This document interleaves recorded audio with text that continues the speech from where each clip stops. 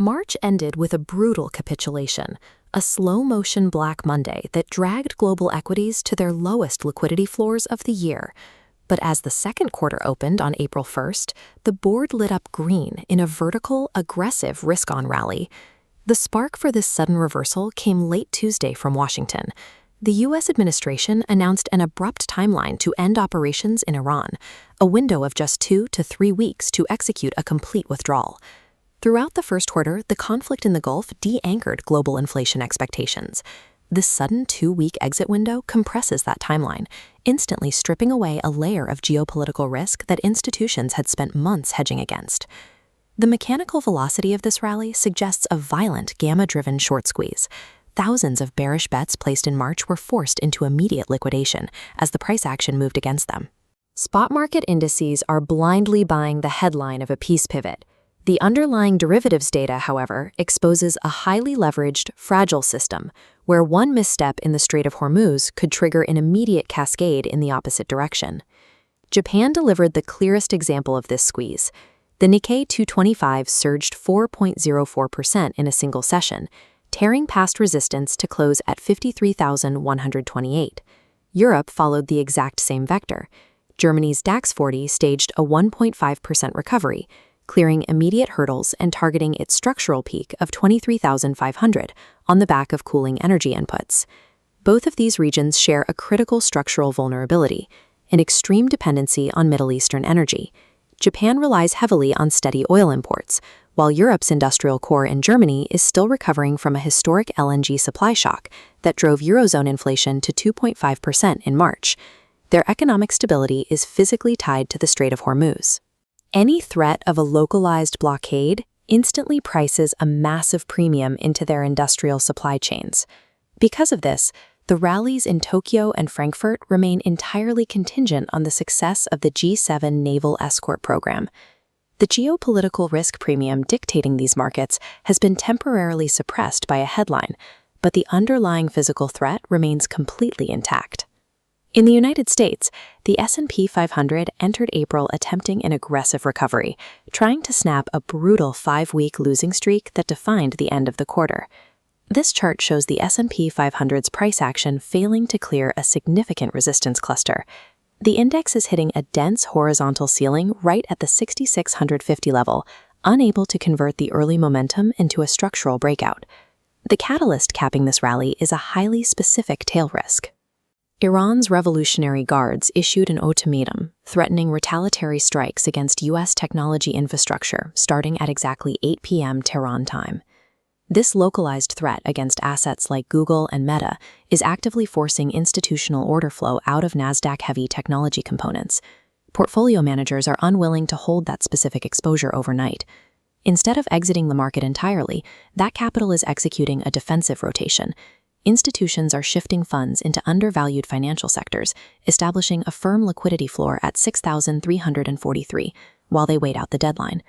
This internal sector rotation proves that Wall Street is hesitating. Even as the broader market buys the de-escalation narrative, smart money is actively hedging against a targeted strike on the tech sector. To test the validity of this equity market optimism, we have to look away from the stock exchanges and examine the raw commodity markets. The data here reveals a glaring contradiction. Despite the U.S. withdrawal narrative, Brent crude surged over 1.5%, pushing past $105 a barrel. The physical evidence supporting this price action arrived in the form of an Iranian drone strike targeting fuel tanks at Kuwait International Airport, sparking massive fires. Ongoing strikes against regional energy infrastructure guarantee that supply disruptions remain a highly probable outcome. This constant threat of destruction is maintaining a strict, impenetrable floor of $100 a barrel on WTI crude. That $100 baseline has severe macroeconomic consequences. When oil refuses to drop below that threshold, it acts as a permanent compounding tax on global economic growth, directly eating into corporate margins. As long as physical logistics networks and storage facilities remain under fire, a structural war premium remains permanently embedded in energy assets. This physical reality completely undermines the purely optimistic thesis currently driving the equity markets. This brings us to the most extreme outlier in the global recovery matrix, the Indian equity market's spectacular April 1st reset. The scale of this localized recovery neutralized almost all of the previous week's damage. The Sensex rallied over 1,700 points in a single session, while the Nifty 50 decisively reclaimed the 22,800 psychological floor. This chart reveals the institutional flow driving the volatility. On March 30th, foreign institutional investors triggered a massive sell-off, dumping 11,000 crore rupees worth of equities to escape the geopolitical crossfire. But that capital flight was met by an overwhelming counterforce. Domestic institutional investors absorbed the sell-off with record-setting bids, providing 14,800 crore in buying power. We are witnessing total institutional decoupling. The sheer volume of domestic liquidity in the Indian market has completely neutralized the impact of foreign capital flight. An impenetrable domestic liquidity net has insulated the local exchange from external macroeconomic shocks, regardless of whether global tensions have actually stabilized. If we map that domestic buying spree onto the Nifty 50 daily chart, a highly specific technical setup emerges. This chart illustrates the formation of a bullish piercing pattern. The immense buying pressure established a solid support floor at 22,300, delivering a strong structural reversal signal for spot traders. But the upward momentum is being drawn toward a very dangerous magnet. The 23,000 resistance level represents the options market's max pain threshold, the exact strike price where option writers stand to inflict the maximum financial loss on buyers. And the derivatives market is flashing a massive warning sign.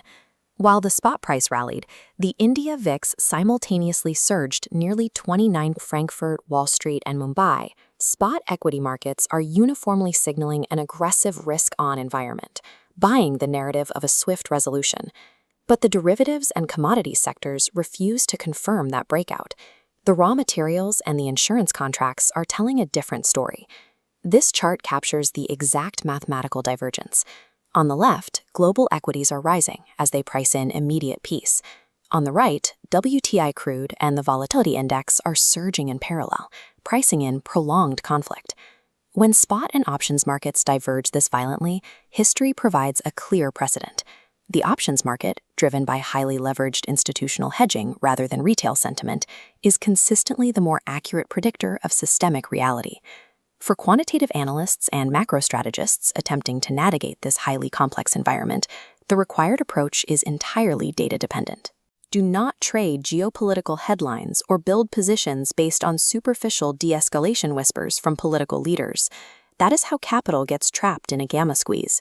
Survival requires strict adherence to tracking institutional liquidity floors rather than chasing euphoric momentum breakouts that lack real volume support. This dashboard displays the two ultimate global warning indicators that must be monitored daily to measure true market health: WTI crude and the Nifty 50. Until WTI crude definitively breaks and holds below $100 a barrel, and the Nifty decisively clears the 23,000 max pain threshold, the war premium remains structurally intact across all asset classes. The Hormuz reset represents a volatile, gamma-driven pause before the market's next structural repricing, leaving the geopolitical risk cycle active and unresolved.